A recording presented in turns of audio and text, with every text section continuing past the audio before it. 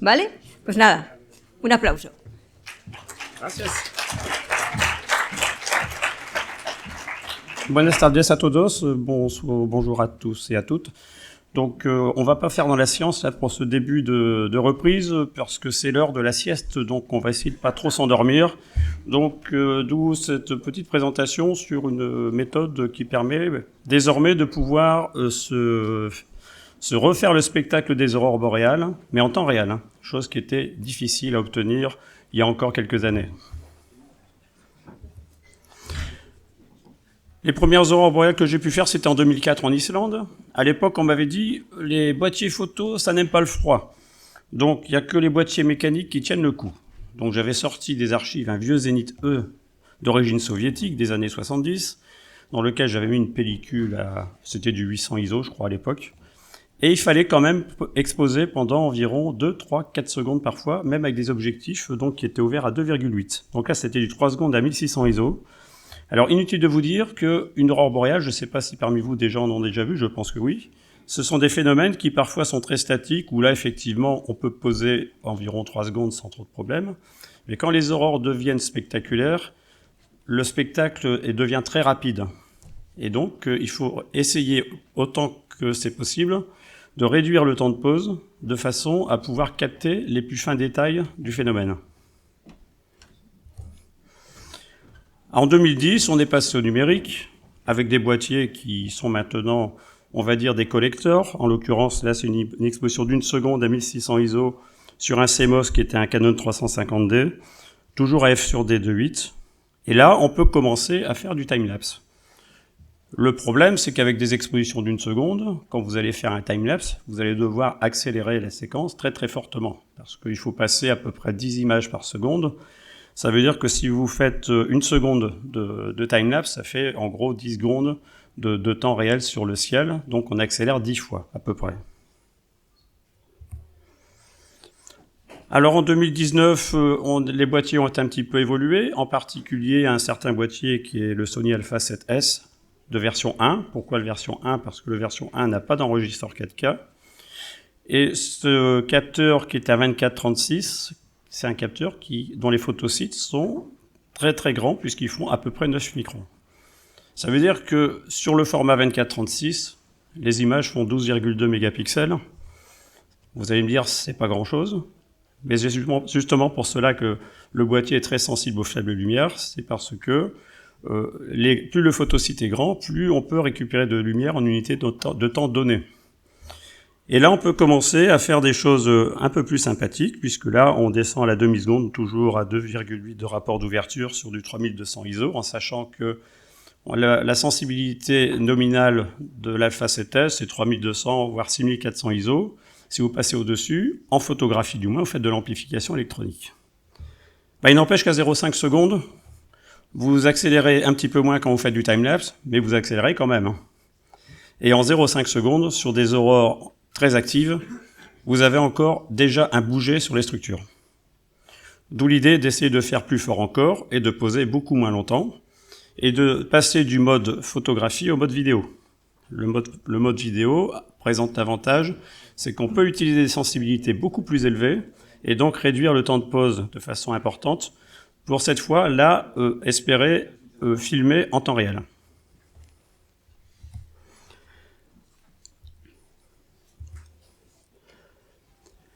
Alors ça, c'est pour, bien sûr, passer du time-lapse à la vidéo en temps réel, et vous allez voir, l'exposé va se terminer par 4 minutes d'un enregistrement que j'ai eu l'occasion de faire au début de cette année, c'était au mois de février, et vous allez voir que en temps réel, on a des quantités de choses qui apparaissent qu'on ne pouvait pas voir sur les time-lapse. Donc ça, on a vu, voilà.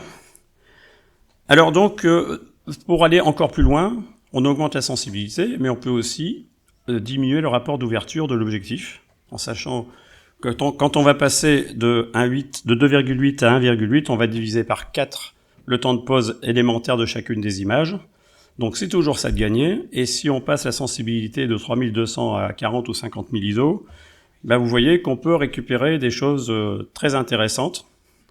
Et il n'empêche que pour capter les plus petits phénomènes, y compris dans les aurores importantes, le temps de pause optimal est de l'ordre du 1/5 de seconde.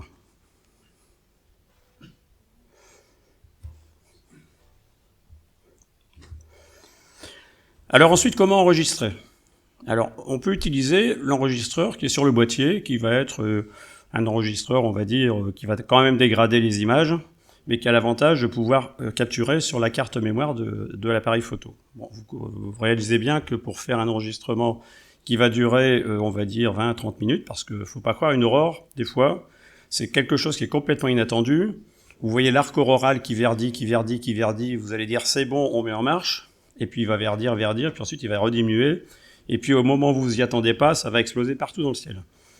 Donc on va dire que quand on a une prévision du CAP, c'est-à-dire de l'activité électromagnétique de la haute atmosphère, qui laisse penser qu'il peut y avoir des horaires spectaculaires, il faut se tenir prêt, et donc en gros, je vais pas dire enregistrer en continu, mais presque. Ce qui veut dire que c'est pas gérable avec un enregistreur intégré au boîtier photo. Alors maintenant, si vous voulez résoudre le problème de la résolution, puisque c'est quand même le but, vous avez la possibilité d'enregistrer en 4K. Alors l'Alpha 7S1 le fait pas, il capte le 4K mais il ne l'enregistre pas. Vous allez me dire c'est pas plus mal, parce que l'Alpha 7S2 le fait, l'enregistreur 4K est dans la boîte, dans le boîtier, mais il n'empêche que la carte mémoire, elle est quand même limitée en capacité, puisque quand on enregistre en 4K, c'est en gros, à peu de choses près, 1 gigaoctet par minute d'enregistrement. Donc vous voyez, ça fait quand même très très lourd. Donc avec une carte de 64 Go, vous allez me dire, on a 64 minutes, soit, mais changer une carte mémoire quand il fait moins 15, c'est pas évident. Et puis surtout, on a comme seul système de visualisation que le petit écran du boîtier. Alors que si on monte un enregistreur 4K sur le boîtier, on a un écran de visualisation qui est beaucoup plus grand. On n'a pas de problème de surchauffe, parce que le problème des enregistreurs 4K intégrés, c'est qu'on est souvent limité en durée d'enregistrement parce qu'il y a une surchauffe dans le boîtier. Alors que quand on le met à l'extérieur, c'est un ventilateur externe qui est propre à l'enregistreur, qui fait la mise à température, et le boîtier, lui, il enregistre le temps qu'on lui dit d'enregistrer.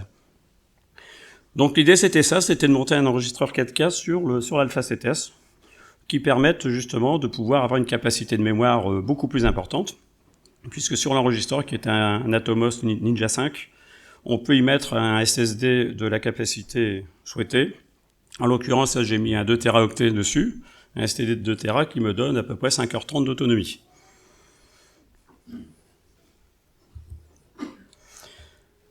Alors par rapport à l'utilisation des appareils électroniques dans le froid, il n'y a aucun fabricant de boîtier photo, aucun fabricant d'enregistreur qui vous garantit le bon fonctionnement de votre matériel en dessous de 0 degré.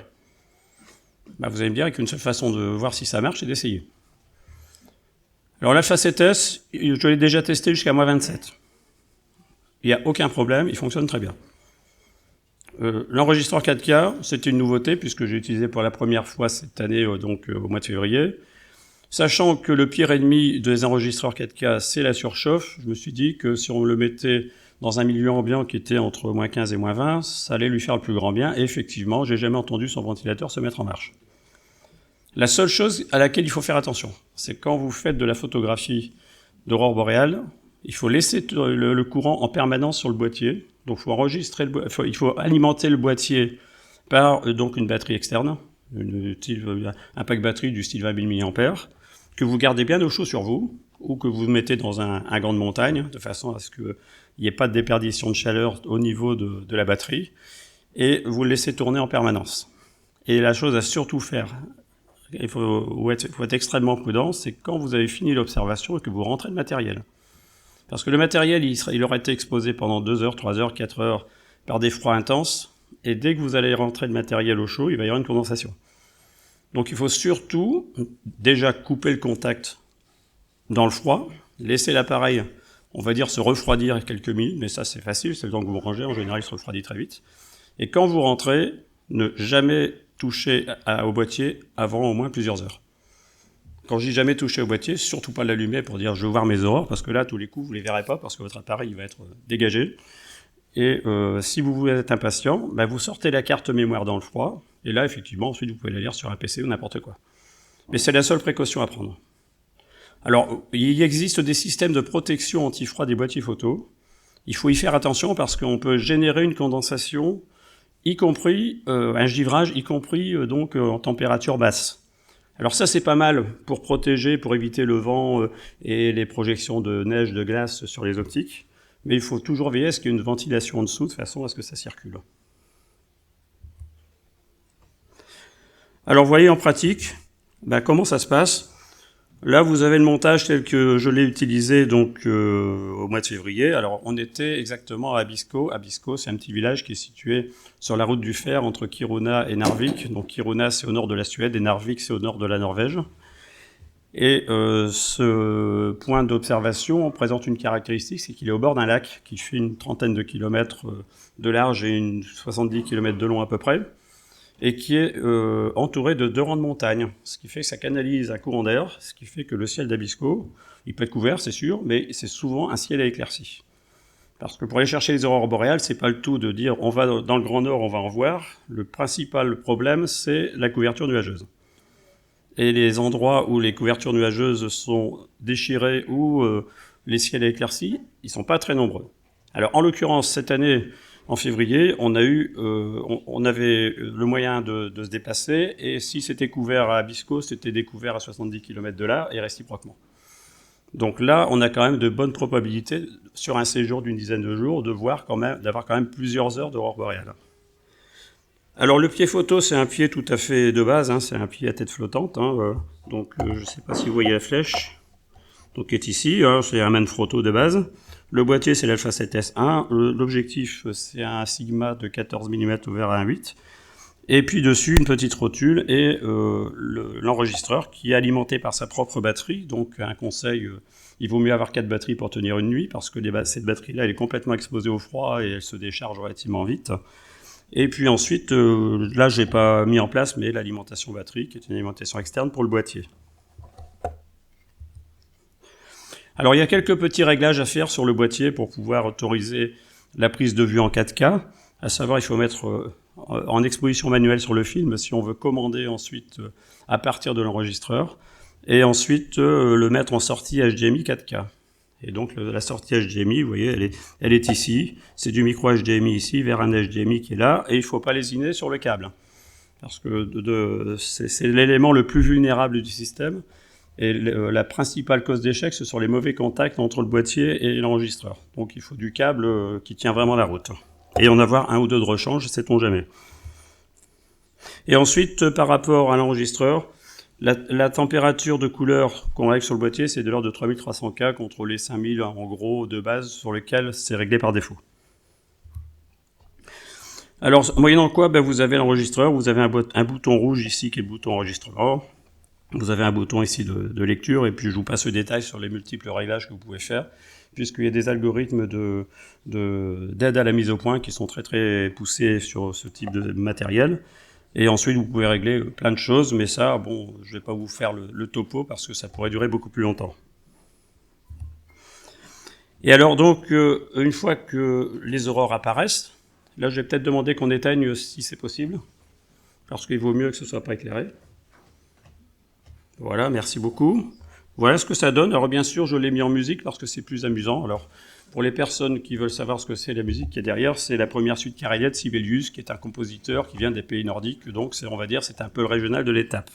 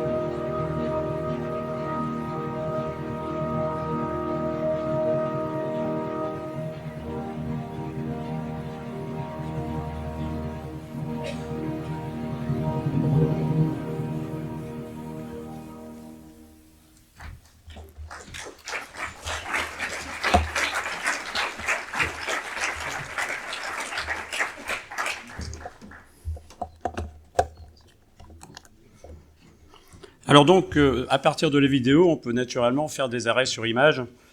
Et là, je les ai fait à partir d'un écran de PC tout à fait classique, un écran 2K. Et vous voyez ce que ça donne en arrêt sur image. Alors quand vous comparez aux images qu'on faisait avant en photographie directe à 3200 ISO, les premières que j'ai montrées après la période dite argentique, vous voyez qu'avec des temps de pause d'un cinquième de seconde, il y a, comme on dit, il n'y a pas photo, hein. Les images sont beaucoup plus détaillées, beaucoup plus précises. Et dans une vidéo comme celle que vous venez de voir, il y a à peu près environ 20 000 images disponibles. Donc vous n'avez que l'embarras du choix pour choisir les meilleures images.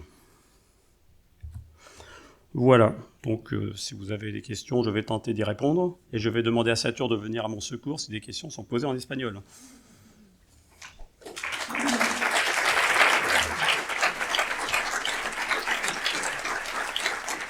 Satur que je remercie au passage parce qu'il m'a vérifié la traduction des diapos. Satur qui a donné beaucoup pour cette organisation, que je remercie aussi, ainsi que le personnel du planétarium, parce qu'on est en train de vivre des rencontres passionnantes grâce à vous tous.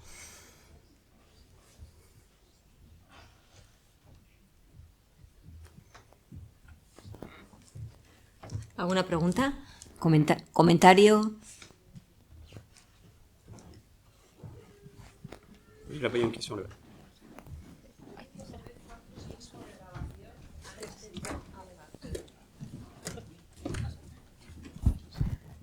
Hola, gracias. Quería saber cuánto tiempo de grabación ha necesitado para ese montaje que nos ha hecho tan precioso. Combien de temps d'enregistrement il a fallu pour faire ces vidéos? C'est du temps réel, donc ça dure 4 minutes. Il y a eu 4 minutes d'enregistrement. Donc en fait, c'est très surprenant parce qu'on a l'impression que les aurores, c'est quand même quelque chose qui bouge pas très très vite. Et quand on se prend une aurore comme celle-là qui tombait de la verticale, là c'est en temps réel.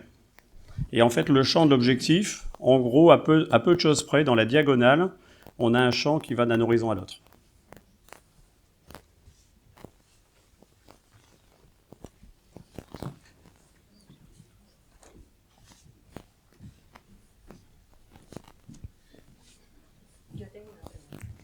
Oui. Sí, une question. ¿Cuántas veces viaja usted a hacer fotos de estas? Le prochain départ, c'est pour le mois de février 2023. C'est-à-dire que c'est comme les éclipses totales de soleil, hein.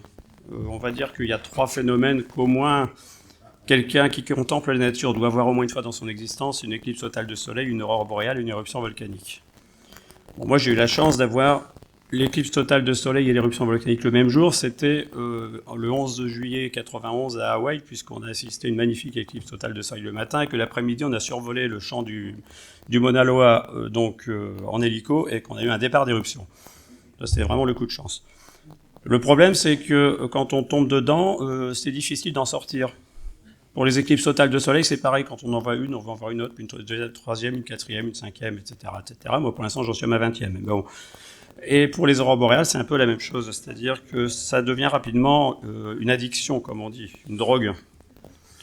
Donc, au départ, on n'était pas très addict, comme on dit, parce qu'on avait été refait un certain nombre de fois par les conditions météo. Mais là, depuis qu'on a trouvé la région de Kiruna à Bisco, où là, on a une quasi-garantie d'avoir au moins plusieurs heures d'aurore sur un séjour, là, c'est sûr que c'est quand même difficile de ne pas y aller, surtout actuellement, puisqu'on est en période qui remonte vers le maximum d'activité solaire et que donc l'occurrence des aurores est beaucoup plus importante.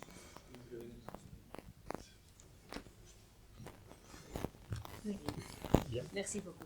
Merci. Un placer.